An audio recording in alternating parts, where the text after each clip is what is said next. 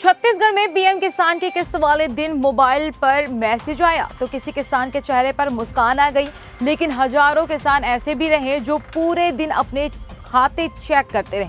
कोई बैंक पहुंचा, कोई सीएससी सेंटर, लेकिन खाते में 2000 रुपए तक नहीं आए। अब सवाल उठ रहा है, क्या किसानों के साथ मजाक हुआ है? क्या सरकार ने हजारों किसानों की किस्त रोक दी या फिर इसके पीछे कोई बड़ी वजह छिपी है? देखिए हमारे इस खास रिपोर्ट में। नमस्कार, मैं हूं आपके साथ श्रुति जांगड़े और उज्जवल भूमि में आपका स्वागत है। सुबह से शाम तक किसानों की निगाहें सिर्फ एक मैसेज पर टिकी थी। पीएम किसान सम्मान निधि की किस्त आपके खाते में जमा कर दी गई है। कई किसानों के मोबाइल पर यह मैसेज आया, लेकिन हजारों किसानों के मोबाइल खामोश रहे। बैंक पासबुक अपडेट हुई, लेकिन खाते में 2000 रुपए भी नहीं दिखे।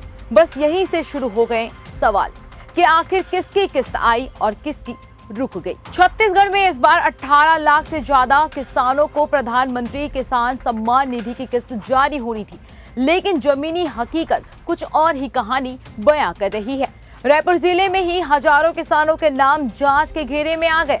सत्यापन शुरू हुआ और जैसे जैसे जांच आगे बढ़ी वैसे वैसे चौंकाने वाले खुलासे होने लगे। कृषि विभाग की जांच में अब तक 1750 अपात्र किसानों के नाम योजना से हटाए जा चुके हैं। इतना ही नहीं, करीब 11000 संदिग्ध लाभार्थियों की जांच अभी भी जारी है। अब सवाल उठता है, आखिर गलती कहां हुई? तो जांच में पता चला कि कहीं एक परिवार की कई सदस्य योजना का लाभ ले रहे थे, तो कहीं किसान के मौत के बाद भी उसके खाते में किस्त पहुंच रही थी। इतना ही नहीं, 4882 संयुक्त बैंक खाते भी मिले, जहां पति पत्नी का एक ही खाता था, जिसकी वजह से सत्यापन में दिक्कतें सामने आई। यानी जिसे लोग किस्त रुकना समझ रहे हैं, उसके पीछे बड़ी वजह है सत्यापन अभियान और पात्रता की जांच। रायपुर जिले में 22वीं किस्त के दौरान 92,578 किसानों को राशि मिली थी, लेकिन 23वीं किस्त में ये संख्या घटकर 91,845 रह गई। यानी सैकड़ों नहीं बल्कि हजारों नाम सूची से बाहर हो गए। अब सबसे बड़ा सवाल, क्या जिन किसानों के खातों में पैसे नहीं आए उन्हें हमेशा के लिए बाहर कर दिया गया है?